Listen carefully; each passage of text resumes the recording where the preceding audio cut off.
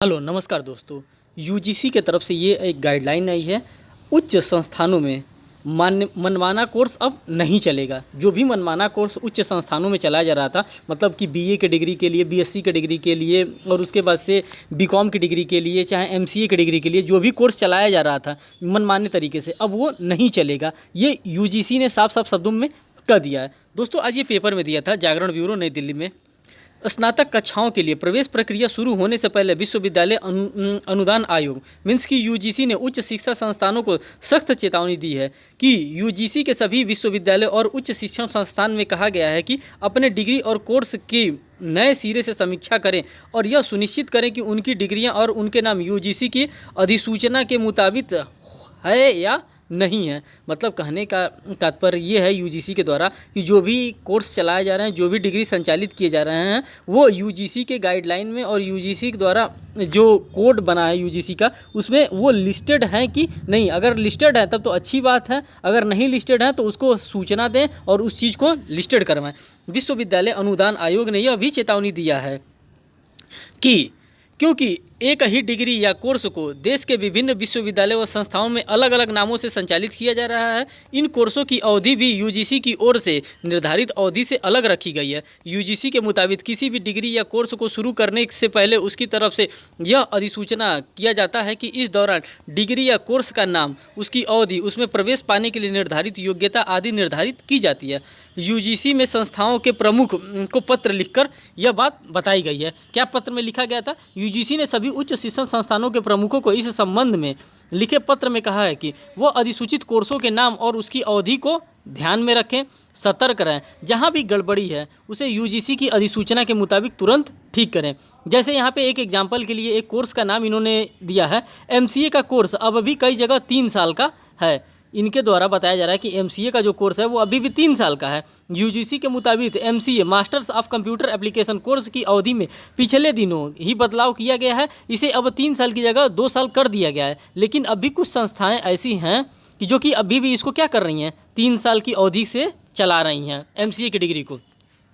तो दोस्तों मैं बताना चाहूँगा आपको, ये जो अभी गाइडलाइन आई है, ये गाइडलाइन आई है हमारे किसके द्वारा? ये गाइडलाइन आई है एनटीए के द्वारा, नेशनल टेस्टिंग एजेंसी के द्वारा। और दोस्तों इसी के साथ साथ एक और मैं आपको बड़ी बात बताने जा रहा हूँ, जिसमें कि एनटीए अब जो भी एग्जामिनेशन होगा, जो भी इंट्रेंस एग्जामिनेशन होगा उच्च शिक्षा में जाने के लिए, जैसे ग्रेजुएशन करने के लिए और मास्टर्स करने के लिए, पीजी करने के लिए, उसको अब हम सीयू सेट के ही जरिए जा सकते हैं। एप्लीकेशन फ़ी एंड एक्सपेक्टेड, जो मतलब जो सीयू सेट है, central university entrance common test, उसके बारे में मैं बता रहा हूँ। इसी के माध्यम से, एनटीए के माध्यम से ये भी बताया गया है। जो एप्लीकेशन फॉर्म होगा, जो चार्ज किया जाएगा जनरल के लिए और ओबीसी के लिए और ईडब्ल्यूएस के लिए, वो 800 रुपये का होगा। और जो एससी और एसटी के कैटेगरीज के लिए होगा वो 350 रुपये का होगा। Candidate can be apply for CUCET exam through online mode. अगर कोई भी सीयू सेट के एग्ज़ाम में अप्लाई करना चाहता है तो वो ऑनलाइन मोड में इस राशि को भर करके अपने फॉर्म भर सकता है। The payment can be transfer via credit card, debit card, internet banking and UPI. अब मैं आपको बताना चाहता हूँ जो सीयू सेट का एग्ज़ाम होगा वो किस पैटर्न पर आधारित है, वो एग्ज़ाम किस तरह से होगा। तो इसमें दिया गया है, पहले सब्जेक्ट दिया गया है, कौन कौन से सब्जेक्ट सीयू सेट के एग्जामिनेशन में आएगा, कितने मार्क्स का आएगा, कितने क्वेश्चन होगा, कितना टाइम ड्यूरेशन होगा। ये सबकी मन में जिज्ञासा रहता है कि पहली बार एग्ज़ाम होने जा रहा है इस तरह से इतने बड़े पैमाने पर, जिसमें 48 या 50 सेंट्रल यूनिवर्सिटीज़ लिस्टेड की गई हैं, किस तरह से एग्ज़ाम कंडक्ट कराएगी। तो यहाँ पे सब्जेक्ट के बारे में बात कर रहा हूँ। इसको 2 पार्ट्स में डिवाइड किया गया है, एक पार्ट ए है और एक पार्ट बी है। पार्ट ए में हमारा क्या क्या आएगा, हमारा इंग्लिश लैंग्वेज आएगा, मैथमेटिकल्स एप्टीट्यूड आएगा, जनरल अवेयरनेस आएगा एंड एनालिटिकल स्किल्स आएगा। ये आएगा कितने मार्क्स का? ये आएगा 25 मार्क्स का। टोटल नंबर ऑफ क्वेश्चन कितना रहेगा? टोटल नंबर ऑफ क्वेश्चन 25 ही रहेगा। और टाइम एंड ड्यूरेशन की बात करते हैं, ये टोटल 2 घंटे का पेपर रहेगा। अब हम बात कर रहे हैं पार्ट सेकंड की। पार्ट सेकंड में बताया जा रहा है डोमेन नॉलेज का। डोमेन नॉलेज का मतलब जिस सब्जेक्ट से आप अप्लाई कर रहे हैं उस सब्जेक्ट से रिलेटेड 75 क्वेश्चन आएंगे। ठीक, यहाँ पे टोटल 100 क्वेश्चन होते हैं और 100 मार्क्स के क्वेश्चन पूरे आ जाएंगे। अब सीयू सेट एग्ज़ाम के पैटर्न्स के बारे में हम बात करना चाहते हैं। सीयू सेट का एग्ज़ाम किस तरह से होगा, किस पैटर्न पे होगा। जो सीयू सेट का एग्ज़ाम होगा वो एग्जामिनेशन मोड जो इसका होगा ये ऑफलाइन होगा। एग्जाम का ड्यूरेशन जो होगा वो 2 घंटे का होगा। नंबर ऑफ क्वेश्चन 2 सेक्शंस में आएंगे, पार्ट ए और पार्ट बी में। टाइप्स ऑफ क्वेश्चन कैसा होगा, ये मल्टीपल चॉइस क्वेश्चन होगा।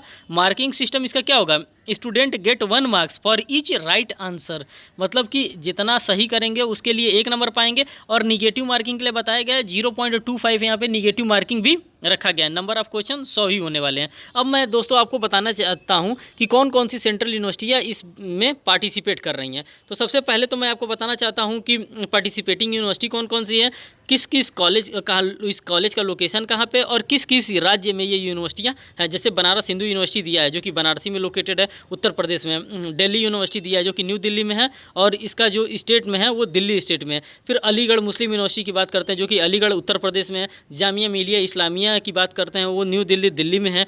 जवाहरलाल नेहरू यूनिवर्सिटी दिल्ली में ही है। बाबा साहेब भीमराव अम्बेडकर यूनिवर्सिटी जो कि लखनऊ उत्तर प्रदेश में है। गुरु घासीदास विश्वविद्यालय बिलासपुर में है जो कि छत्तीसगढ़ में है। Central university of Jammu Jammu में है। फिर Rajiv Gandhi national aviation university Raebareli Uttar Pradesh में है। Rani Laxmibai central agriculture university Jhansi Uttar Pradesh में। महात्मा गांधी सेंट्रल यूनिवर्सिटी मोतिहारी बिहार में है। National sports university Imphal Manipur में है। Central tribunal university of Andhra Pradesh Vizianagaram Andhra Pradesh में। Central university of Andhra Pradesh Anantapuram में आंध्र प्रदेश में ये situated. Central university of Karnataka Kalburgi Karnataka में है। Central university of Kerala Kasaragod Kerala में है। Central university of Odisha Koraput Odisha में है। Central university of Punjab Bathinda Punjab में है। Central university of Rajasthan Ajmer Rajasthan में है। Central university of Tamil Nadu Tripura Tamil Nadu में है। फिर उसके बाद से नालंदा यूनिवर्सिटी राजगीर नालंदा बिहार में है। Central agriculture university Imphal Manipur में है। और Indian maritime university Chennai Tamil Nadu में है। Central university of Gujarat Gandhinagar Gujarat में है। Central university of Haryana Mahendra Nagar Haryana में है। Central university of Himachal Pradesh Dharamshala Himachal Pradesh में। Central university of Kashmir Srinagar में है जम्मू एंड कश्मीर में। Central university of Jharkhand Ranchi Jharkhand में है। फिर अब आगे दोस्तों बात करते हैं सेंट्रल यूनिवर्सिटी ऑफ सिक्किम जो कि गैंगटोक सिक्किम में है। Central university of south Bihar गया जो कि बिहार में। राजेंद्र प्रसाद सेंट्रल यूनिवर्सिटी जो कि समस्तीपुर में है बिहार में। नेशनल संस्कृत यूनिवर्सिटी त्रिपुरा आंध्र प्रदेश में है। Shri Lal Bahadur Shastri national Sanskrit university new Delhi जो कि दिल्ली में सिचुएटेड है। Central Sanskrit university new Delhi में है। Indira Gandhi national open university जिसको हम लोग इग्नू के नाम से जानते हैं न्यू दिल्ली में है। पौंडीचेरी यूनिवर्सिटी पौंडीचेरी में पुदुचेरी में है। राजीव गांधी यूनिवर्सिटी ईटानगर में। त्रिपुरा यूनिवर्सिटी अगरतला में है। आसाम यूनिवर्सिटी सिलचर आसाम में है। नागालैंड यूनिवर्सिटी लुम्बिनी नागालैंड में है। महात्मा गांधी अनंतराष्ट्रीय हिंदी विश्वविद्यालय वर्धा महाराष्ट्र में है। फिर मौलाना आज़ाद नेशनल उर्दू यूनिवर्सिटी हैदराबाद में है। मिजोरम यूनिवर्सिटी आइजॉल मिजोरम में है। और उसके बाद से इंदिरा गांधी नेशनल यूनिवर्सिटी अंबेडकर नगर मध्य प्रदेश में। फिर तेजपुर यूनिवर्सिटी है तेजपुर में। फिर यूनिवर्सिटी ऑफ इलाहाबाद है प्रयागराज में जो कि उत्तर प्रदेश में सिचुएटेड है। विश्व भारती यूनिवर्सिटी है वेस्ट बंगाल में। डॉक्टर हरि सिंह गौर यूनिवर्सिटी है सागर मध्य प्रदेश में। English and foreign language university Hyderabad Telangana में। नॉर्थ ईस्ट हिल यूनिवर्सिटी शिलोंग मेघालय में है।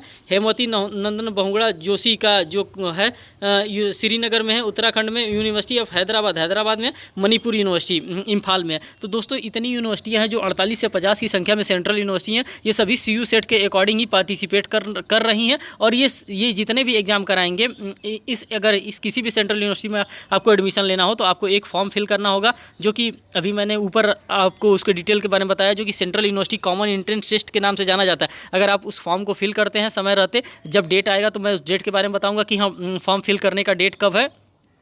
और जैसे ही आप फॉर्म फिल कर लेते हैं फिर एग्जामिनेशन का भी मैं डेट बताऊंगा कि हाँ इसका एग्जामिनेशन कैसे होगा। फिर मैं सब्जेक्ट भी बताऊंगा। अगर आप लोग कमेंट बॉक्स में हमसे पूछते हैं कि हाँ इस कोर्स के लिए जैसे BA के लिए BSc के लिए MSc के लिए कौन कौन सा सब्जेक्ट चाहिए तो मैं सब्जेक्ट का भी बताऊँगा कि कौन कौन सा सब्जेक्ट इस पर पूछा जाएगा। इन सभी जानकारी मैं अपने वीडियो में मैं उपलब्ध करा दूँगा। ठीक, तो दोस्तों मैं आपसे यही कहना चाहूँगा कि अगर ये आपको अच्छा लगे वीडियो तो आप और भी अपने फ्रेंडों को शेयर करिए जिससे कि उनको भी इस चीज़ की जानकारी मिले जिससे कि वो सेंट्रल यूनिवर्सिटी में एडमिशन ले सके। और दोस्तों एक बात और इसमें मैं बताना चाहूँगा कि मैं डिस्क्रिप्शन बॉक्स में अपना व्हाट्सएप लिंक डाल दूँगा। आपको अगर ज्वाइन करना होगा तो वहाँ से आप हमको ज्वाइन कर सकते हैं।